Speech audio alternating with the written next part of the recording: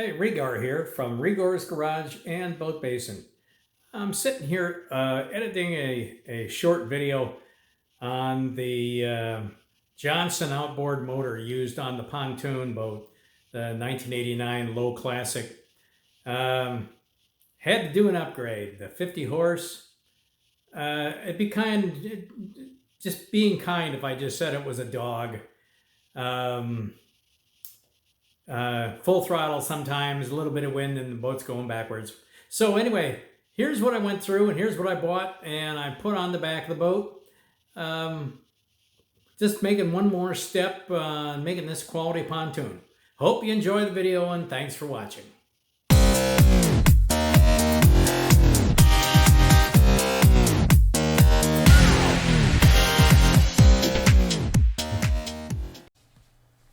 I was looking for a bigger outboard motor, and I found a 115 horse Johnson.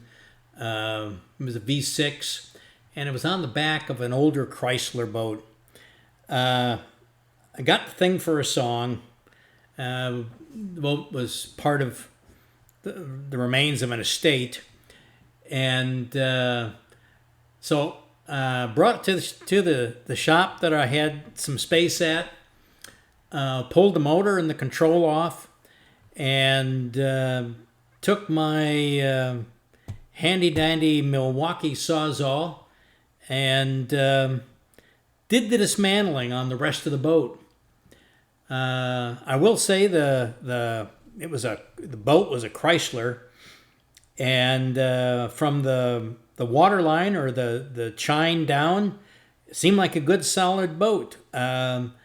However, from the chine up, it was like paper. I mean, it just fell apart. So anyway, that got me a 115 horse Johnson outboard. So I put the Johnson outboard on a pallet, and of course, first thing that happened was the skeg hit the concrete floor and broke off. So up to the welding shop and had to have a new skeg welded back on the motor. The outboard motor was significantly different from the old Mariner. The old Mariner was turnkey and it works. The Johnson had gauges and a small amount of intelligence in a little computer. So I had to make an area to add some gauges.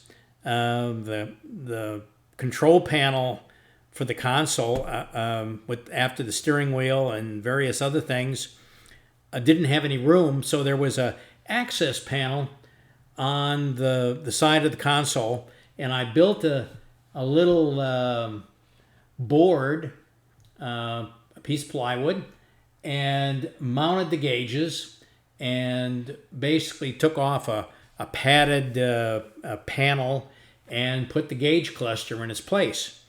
So the gauge cluster was below the throttle and gear shift, and basically all I had to do was pop the motor on the back, hook up the hydraulic steering, and away we go. And we had an outboard motor, a new 115 horse, on the pontoon boat. Made a substantial difference.